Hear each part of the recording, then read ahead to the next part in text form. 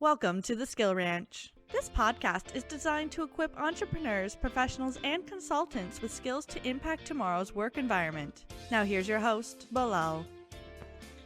Hi, this is Bilal Wasim and welcome to the SkillRanch. Harsh has about 25 years of diverse professional experience in across shipping and financial services industries. He is passionate about training and coaching people and helping them achieve their true potential. Harsh is also a four-time TEDx speaker and one of the world's biggest platforms for exchanging and promoting path-breaking ideas. Harsh is a certified intelligent leadership coach trained directly by John Maton, world's leading executive coach and former coach of Steve Jobs, and works with C-suite leaders in unlocking their true potential via the coaching methodology. Welcome to the SkillRanch podcast, Harsh. How are you doing today? I'm doing great. Thank you very much for inviting. It's a pleasure having you on the SkillRanch podcast, and we are all looking forward to learning from you today. Sure.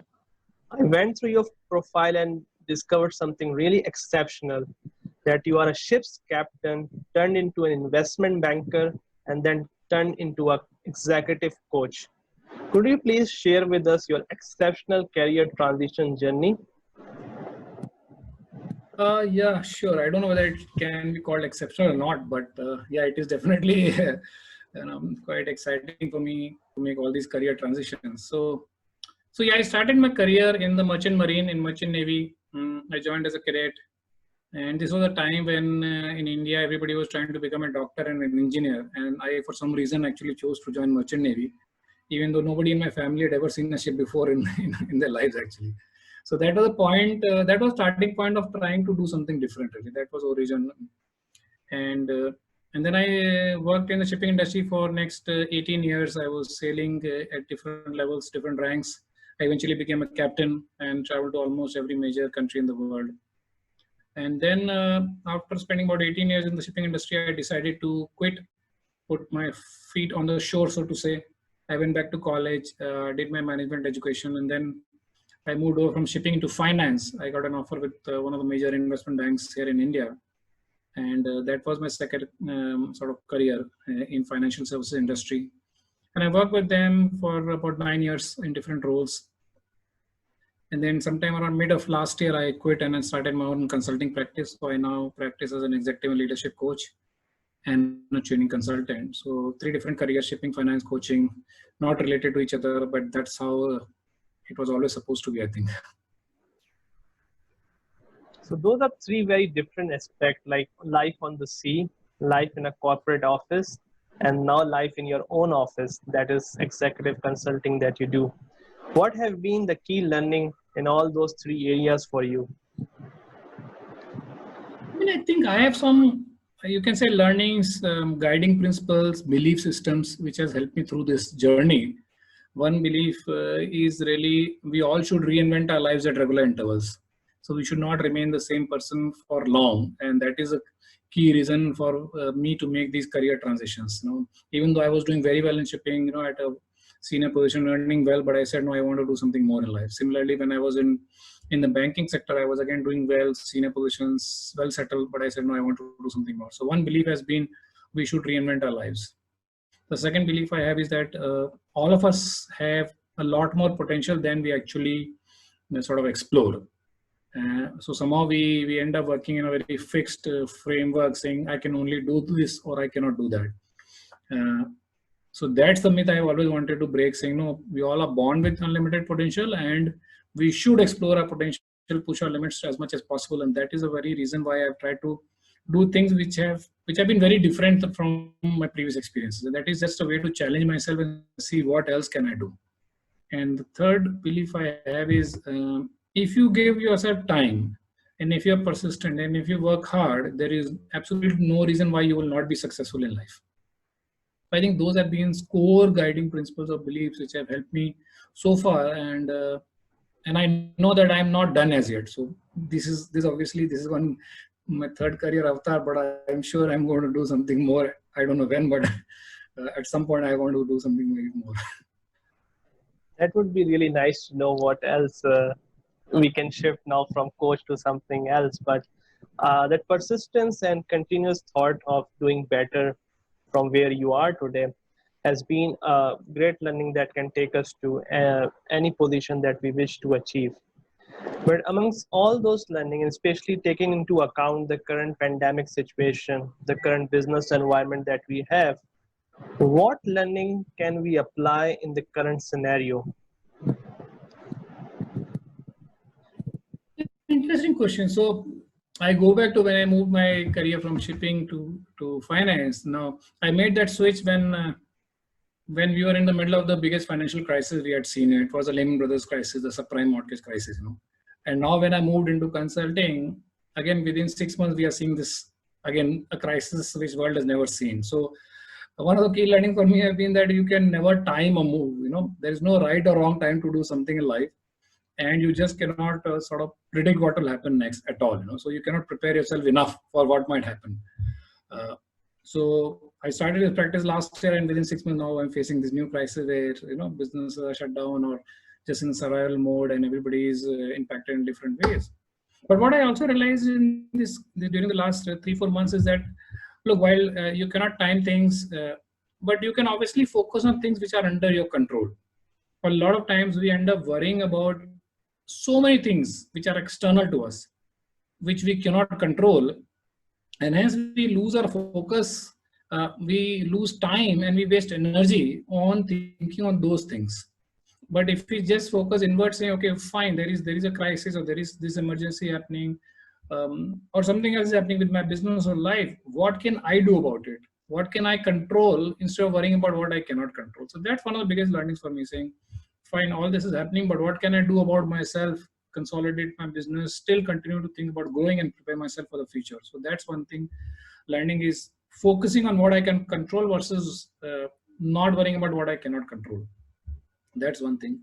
The second learning for me in the last 3-4 months is the importance of building your network and relationships, right?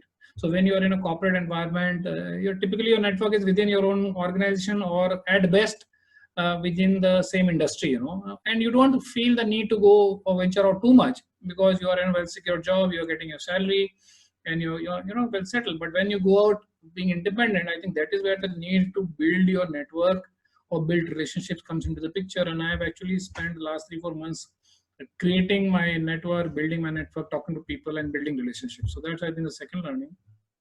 And I think the third biggest learning is leveraging the digital platform, because it was in a way you can forced on us, because everybody is confined to their homes and people were not able to go out, client meetings happening, no business meeting happening, no training happening, no consulting happening. So in a way, while we may have leveraged digital media to some extent, but in a way, last 3-4 months have forced us to increase our digital presence.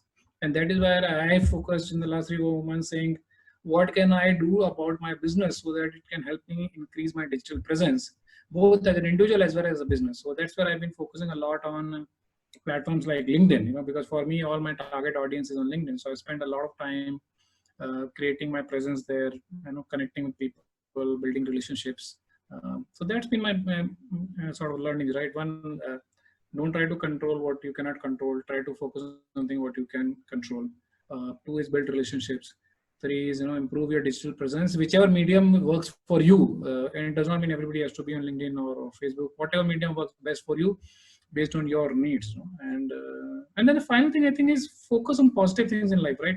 There is so much negativity happening. We're hearing all these negative news all the time, and this is purely a conscious choice that you can think about the negative things, or you can think about the positive coming out of it, and that's purely a conscious choice. Like sometimes I go into this WhatsApp quarantine. I call it WhatsApp quarantine, and I don't check my WhatsApp for days and days.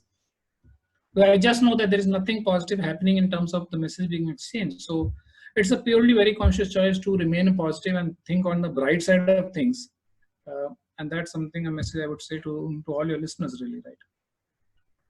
In one of the books, I remember reading that a group of people who have positive vibes, they go and attract positive vibes.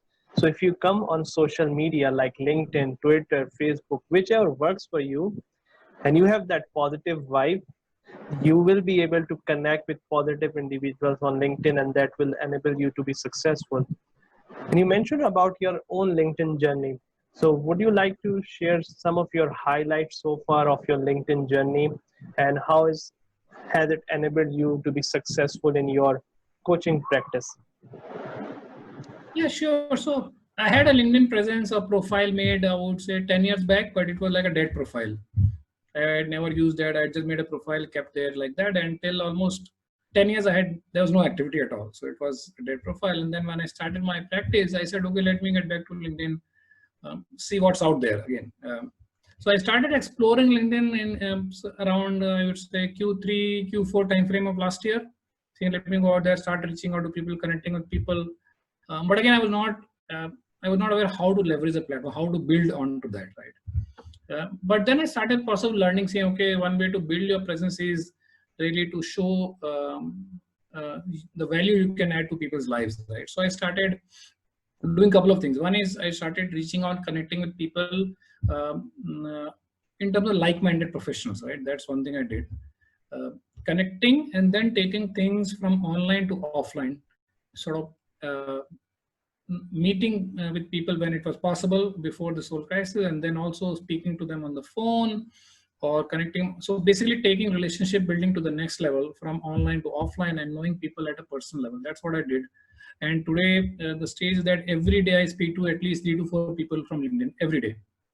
So I must have spoken to about 100 odd people in the last 3 months, right? So that's that 100 new relationship built in the last 3 months, right? So that's one thing I've done. The second is really, okay, from a business point of view, what can I give to the people who want to read my content? So I focus a lot on improving my sort of writing skills.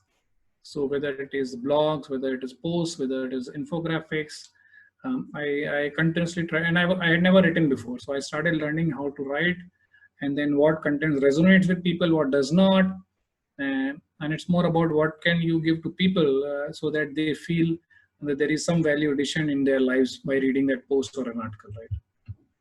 And the advantage of all that is that I've created a lot of inbound sort of business for me. People now reach out to me when they need a survey which I offer.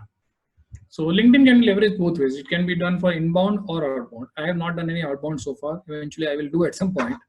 But so far it's been purely inbound. Inbound is all about pull, right? So if you create the right type of content and you add value to people's lives, eventually when people need, they will come to you. So it's more about continuously giving. So when you give, you will ultimately receive. So that has been my core mantra. So that's why I've been a very active user, and I create. So the other thing I realized on LinkedIn, you have to be very consistent in terms of being active on LinkedIn as a platform. So I started initially posting a couple of times in a week, then I made it to daily, and now I post a couple of times in a day at least. So that consistently helped, because that helped build a strong set of people who like your content, who come to you, who engage with you. And so that's really about the journey, how it has helped me. It has given me, before this crisis, I got speaking engagements purely through people who saw my content and they invited me to be a speaker in their events. I've got coaching contracts both at a corporate level and individual level. People who saw my content, they said, I want you to be my coach. Or people who said, I want you to come and panel with us as a coach in our organization. This is a podcast I'm doing. I've done a couple of podcasts through people whom I've met through LinkedIn, right? So I've been able to publish articles in some of the most reputed web publications through contacts through LinkedIn.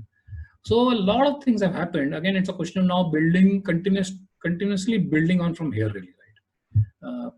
So that really. So I mean, so far it's been a great journey, meeting people, getting to interact with people, creating content. So I'm really very happy, and I strongly recommend people who are not out there to get out there.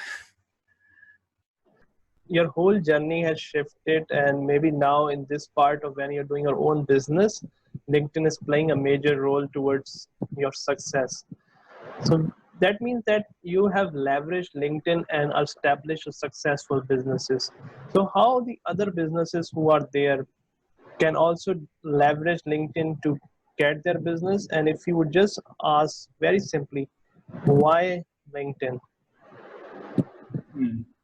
So LinkedIn, if you see, I don't know the latest number, but LinkedIn would be having close to anywhere between 650 to 700 million users today. And in fact, this has exploded in the last couple of months because a lot of people have come onto LinkedIn. So I would say the current number would be around the 700 million range. That's one thing, the amount of people on the platform. The second is the type of people who are there on the platform are primarily sort of decision makers. A lot of decision makers exist on LinkedIn. Senior professionals in organizations at a C level, at different levels, different. So from a seniority point of view, from a decision making point of view, a lot of decision makers are today on LinkedIn.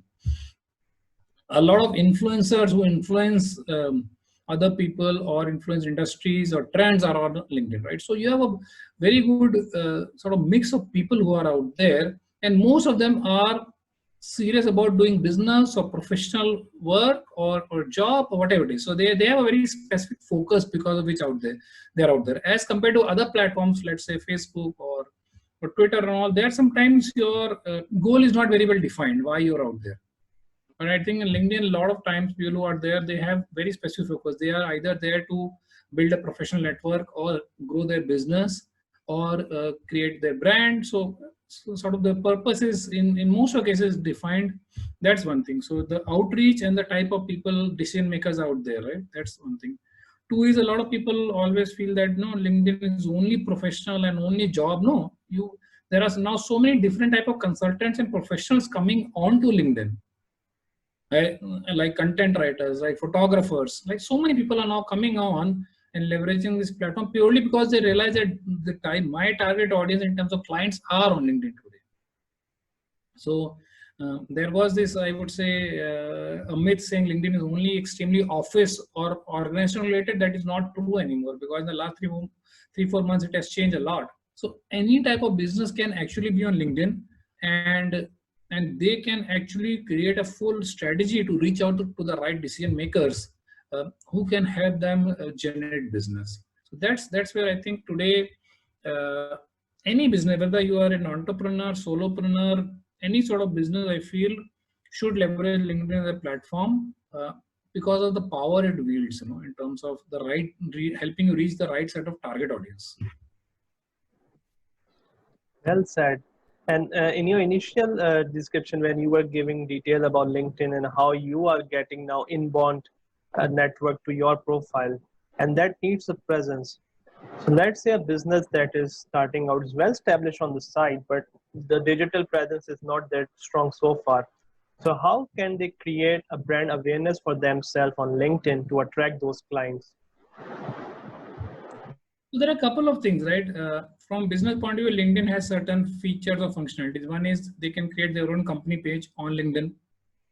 So now it does not replace their website, but it creates a company page where they can start posting about their products, their services.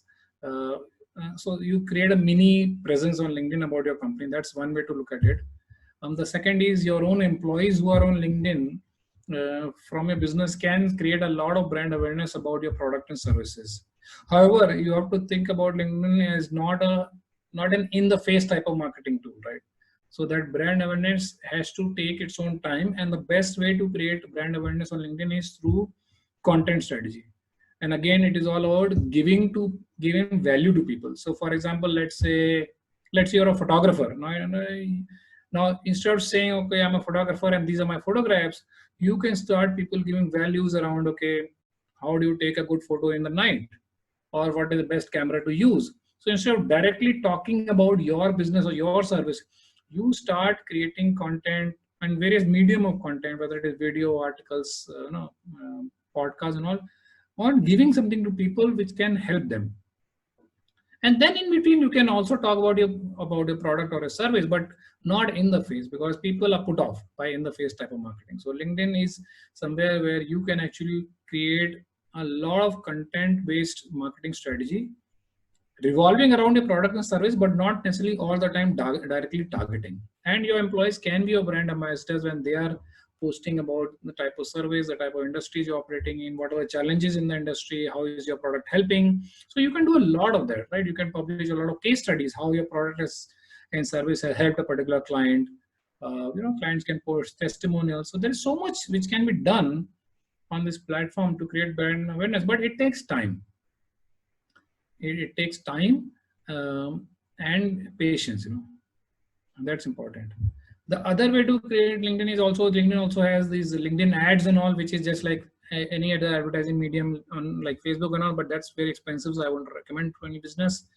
LinkedIn also has a feature called LinkedIn Sales Navigator, which can be used by businesses, and that can actually help you sort of narrow down a target audience in a very laser focused manner. What are the type of people you're looking for, which organization, what is the size of the organization, at what level. So LinkedIn also helps you to create an extreme focus in terms of what is the right type of audience you're looking for, or what is the right customer profile, and then only target them to connect and engage. Thank you so much, Harsh, for giving such a detailed overview of how we can create brand awareness and attract those clients. Now comes the part about networking. So there are different individuals within the organization and the company itself. How would you tell them to properly network in order to get the desired results that are there for them to get at the end? So again, there are two ways to look at it. Suppose you have a LinkedIn page of a company page. Now, if you create really good content which adds value to people's lives, people will start coming and follow your page. So you create a lot of followership. Now, followership may mean not everybody is your customer, but obviously they can refer others and others and others, right? So if you are really continuously creating good content, whether it's videos, blogs, articles, and people are coming, so you can have a set of people who follow your company page. And there you create brand awareness and engage with those followers. That is one way to do it. The other is your own employees can actually start targeting, okay, who is my prospective customer? So, and LinkedIn has a lot of, even a regular LinkedIn version, not a premium version of Sales Navigator, can help you well enough to identify a target audience. Let's say you are saying, I want to target the vice president of this particular company in this location. LinkedIn can actually help you figure that out. And once you have sort of figured out who's my target audience, either at a generic level or very specific, if you know an individual, you can find an individual. So first is, you can actually find out who's my target audience. The second is you then connect with them. So again, people misunderstand networking as simple connections. So networking, if you understand, is broken into three phases in a way. One is connecting with people. Connecting is just like exchanging visiting cards. I met you somewhere, I exchanged my visiting card and came back. After that, nothing happened. So it's purely like when you connect with people, it's like an exchanging visiting cards. Networking is where you actually start engaging with them, whether through content, whether through messages, you start engaging.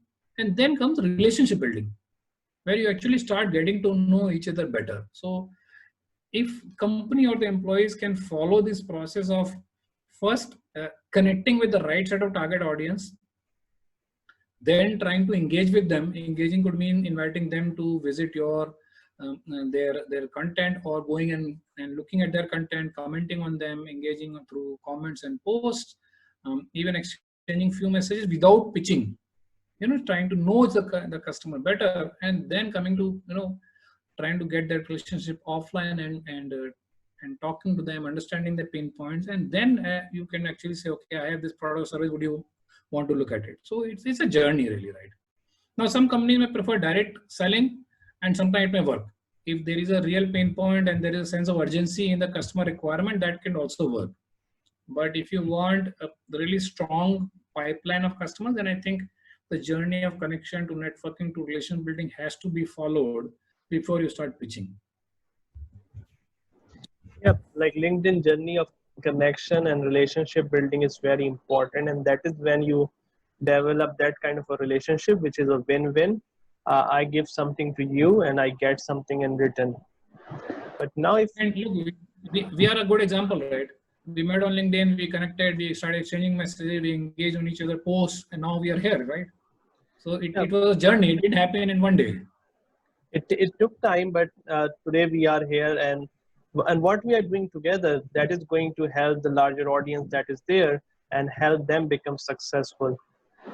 So if we take even our example, now we are well connected, or a company has a client. So how to get referrals, how to properly approach someone and ask for a referral? And what is the importance of a referral for a company? So if you see the basis of referral, whether it is online or offline, it's the same. The basis is trust.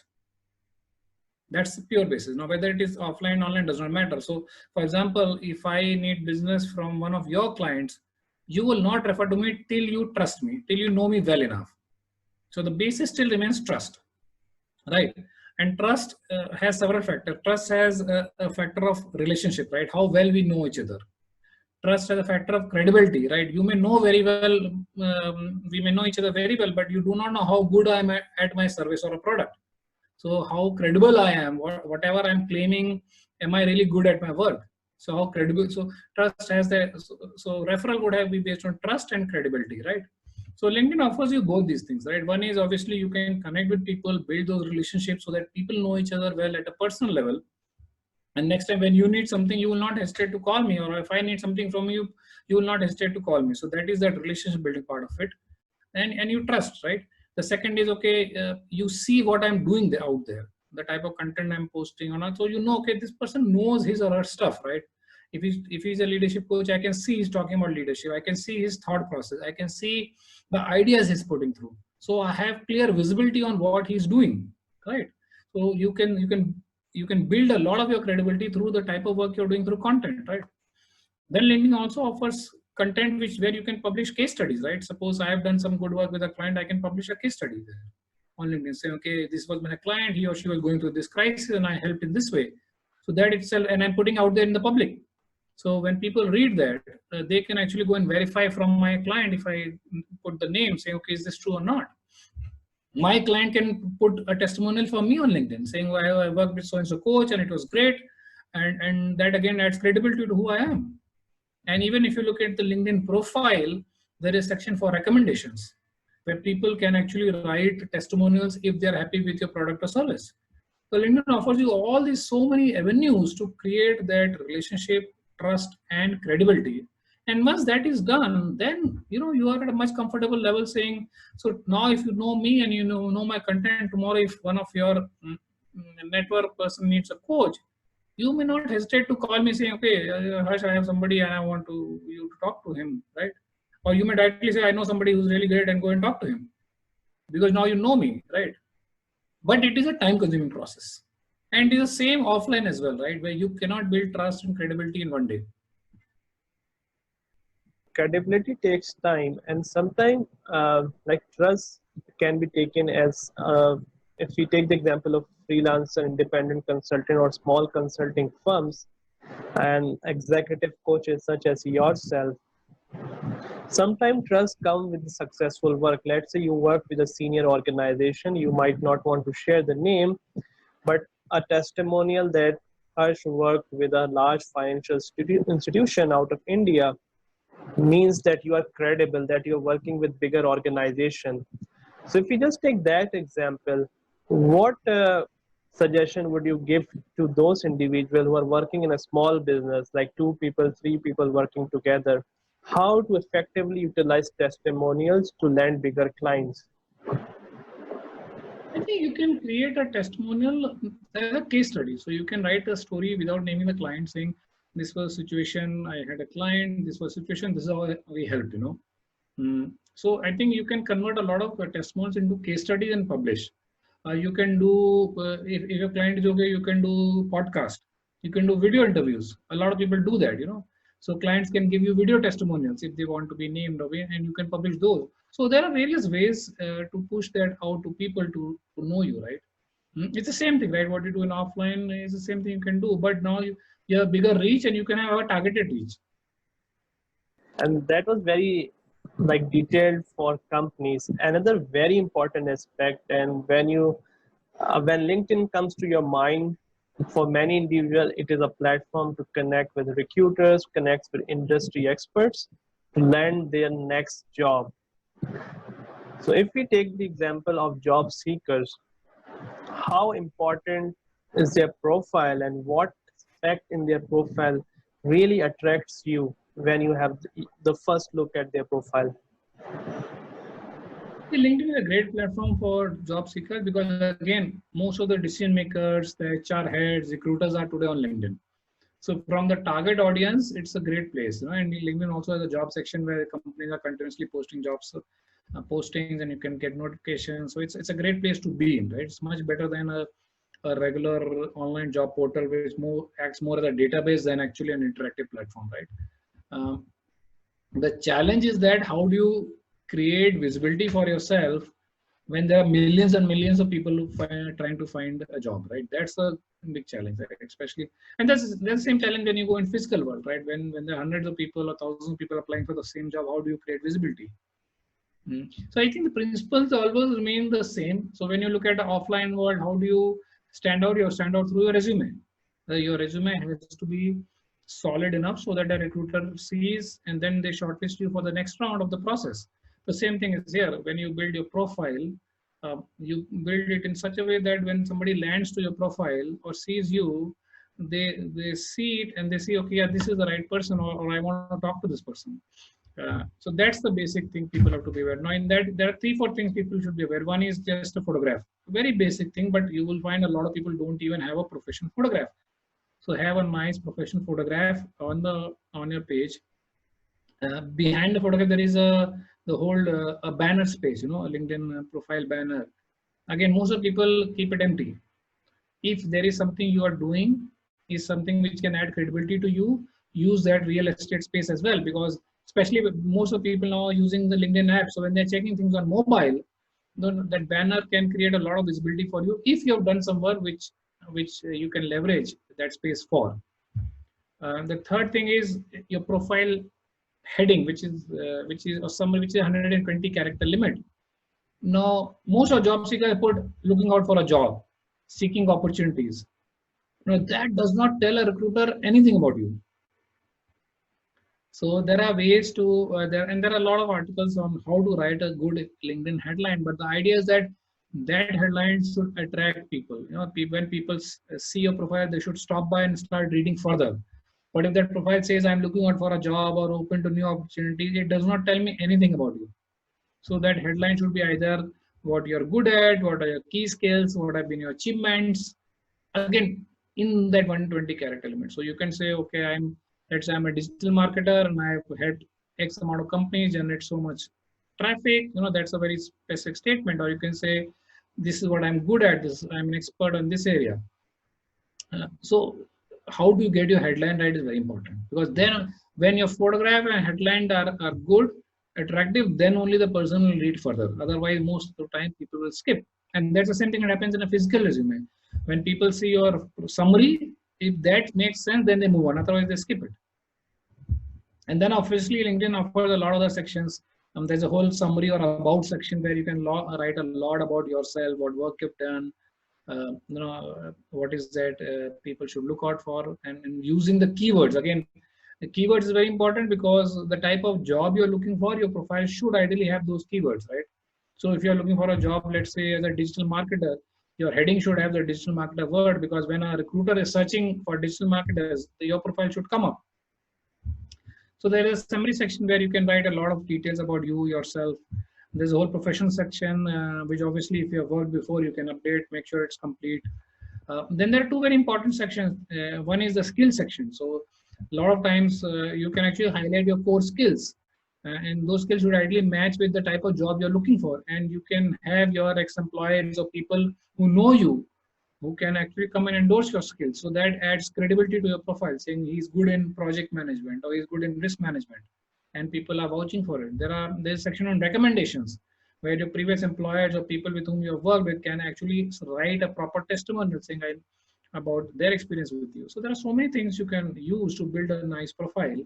And again, the idea is for you to get noticed when there are millions and millions of people applying for jobs. So now we have completed a profile and it is in good shape. The next very important part is networking. How does somebody on the LinkedIn know who we are? A student who is just graduated, or especially during this pandemic, has been laid off due to the crisis, can approach recruiters, industry experts to land their next job. So couple of do's and don'ts. One is make sure your target audience is right.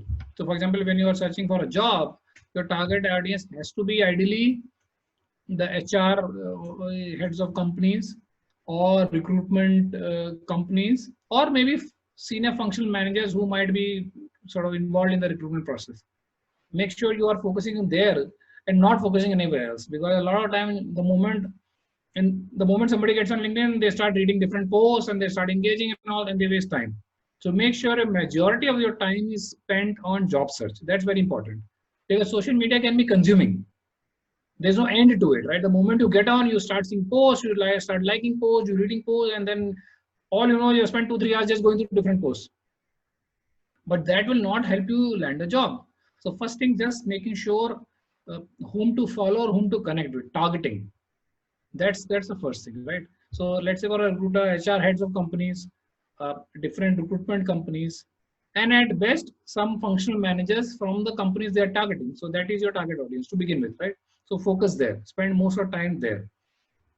Now how do you connect with them? Again, think about a recruiter or HR head. He or she may be receiving thousands of connections every day because everybody wants a job. And that's where if you go and look at the profile of any HR head, you'll find there are thousands and thousands of followers, because most of the people are looking for jobs and hence they're connecting with these people. So how do you connect with the right set of people? The way to connect is, one is obviously you figure out who's the right person to connect in that organization if you're targeting specific organizations, and then send them a connection request. Now a lot of people just press the connect button, they don't personalize that request.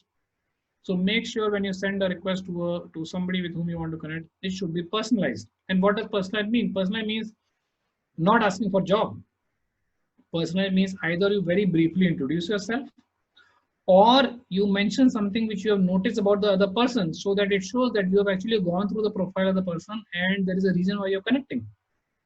So personalization adds a lot of weightage in terms of how you're approaching them, and your chances of getting accepted the connection request increases dramatically, right? That's important.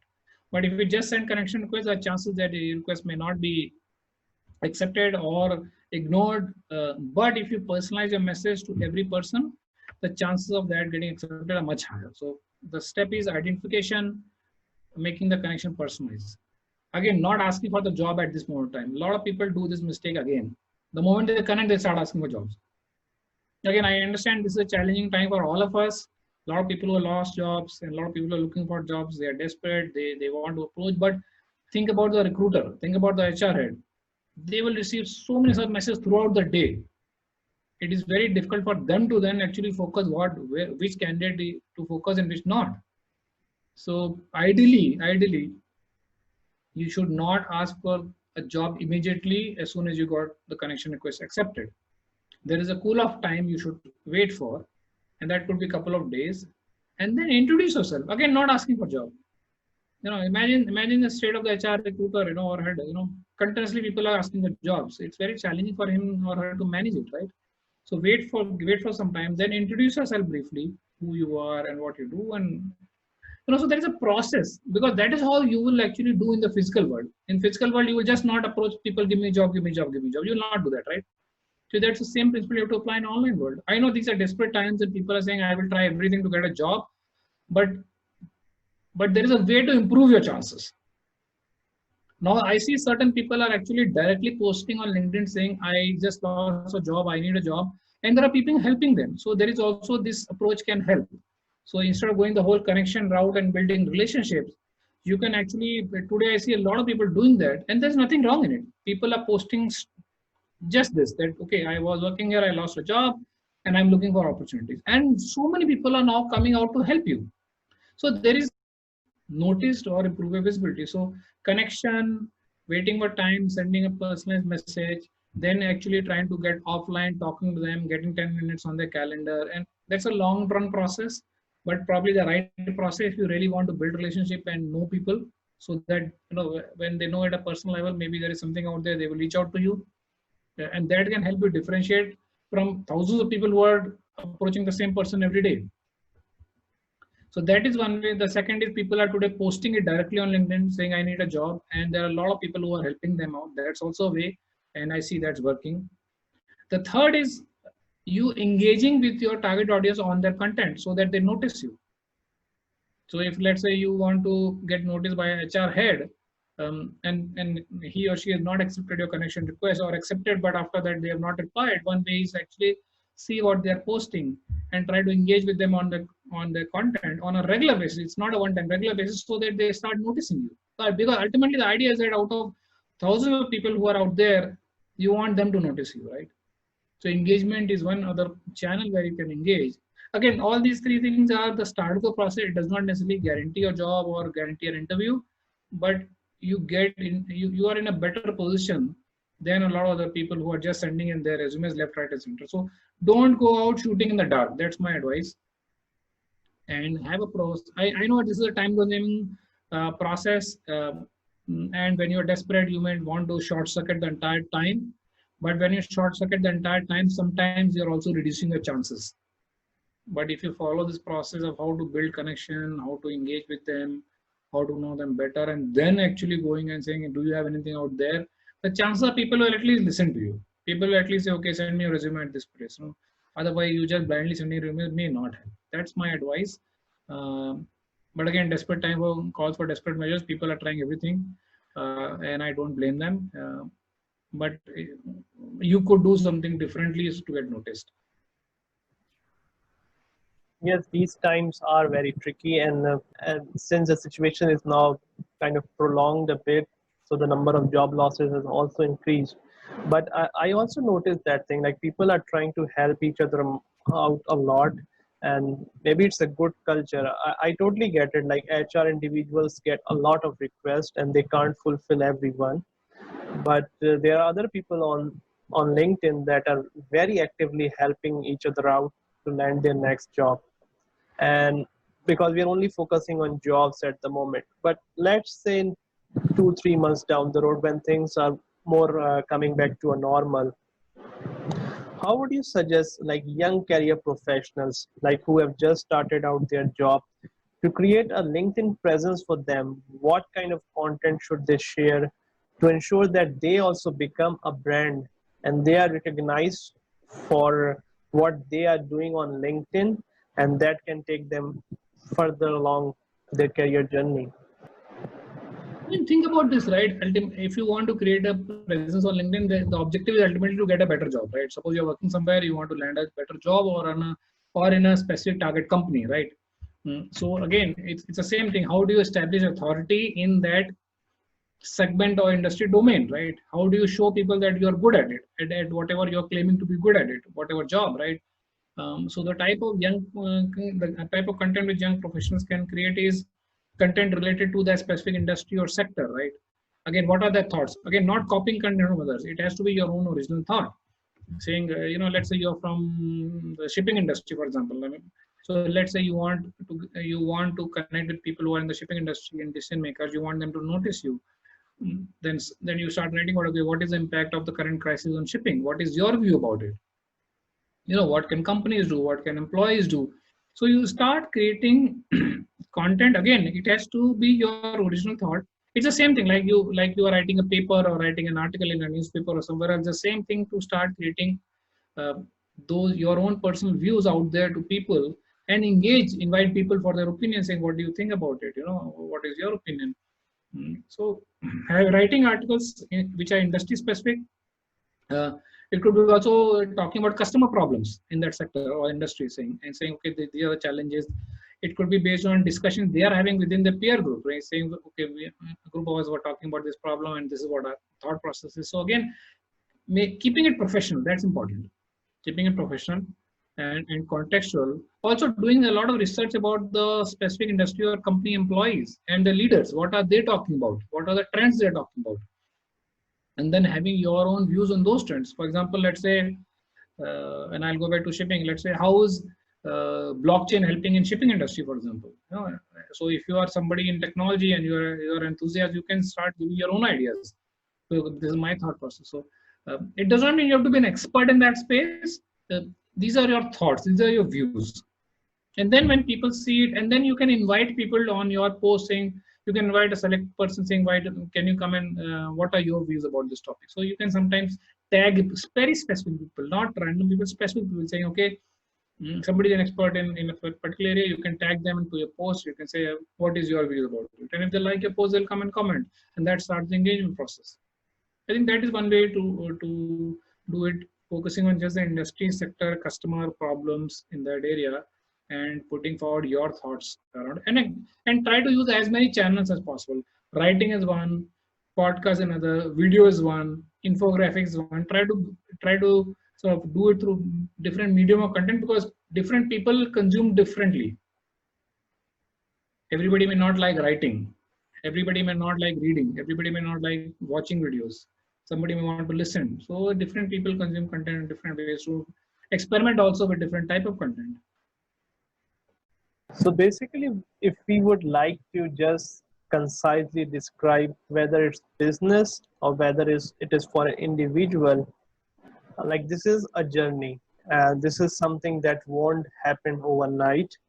And as one of my mentor, John Maxwell, said, that leaders develop daily and not in a day.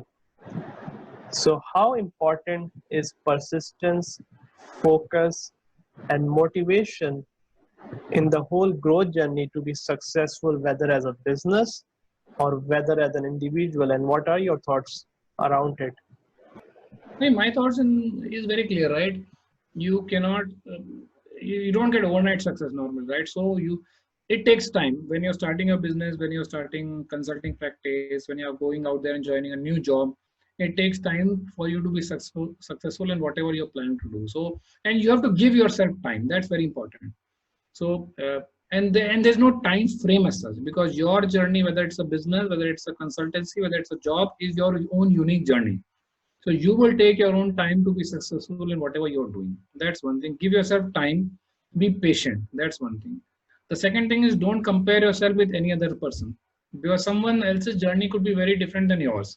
And that is where the impatience or dissatisfaction comes in the picture, when you see, oh, your colleague is progressing much faster, or someone else's business is doing much better, and you have the tendency to compare, and then sort of you get demotivated, you lose hope, and then you say, no, forget about it, I'm closing it, I'm going back to doing something else. So not comparing yourself with somebody else's journey, right? The third is consistently working hard and delivering value in whatever you're doing. So consistency in delivering value. So it has to be continuous and it has to be consistent. It cannot be one day you come up and say something, and then after that you'll not be visible for next 1 month. So I will not know where you are, who you are, right? So being consistent and continuous and delivering value in whatever promise you are making to your clients or to employers, that is very important, right? So I think persistence, perseverance, and not giving up, right? There is absolutely no reason why you will not be successful. Not giving up. It is just a question of time, hard work, and delivering value. And that time period will vary for different people, right? Like for me, I started LinkedIn. I started doing 1 or 2 posts every week. Then I started daily posting. Now I post 3-4 times a week, and I've seen that consistency and being presence is paying off. It's paying off, and it takes time. It is not easy. So you have to give that much of time. Like today, for me, just to create content, it may take an hour or so. But then engaging with everybody takes a couple of hours. So I end up spending 3 to 4 hours only on LinkedIn. But it is required for me, because I want that to be my channel for growth. You are totally right. Like consistency is key to success. And like if you are there on LinkedIn for a week, for a month, and then you just vanish off and then come off, the kind of build-up that you have done for that 1 month will eventually be lost. So consistency really pays off, and that is like one of the major keys for the overall success of an individual or a business. And I suppose this is one of the key things that help you transition through different careers. And now you're working as a coach compared to the shipping career that you were initially in. It is really interesting to discuss these things with people like you who have some diverse background, because then you get the same motivation that wherever we are today, this situation is temporary and this will change.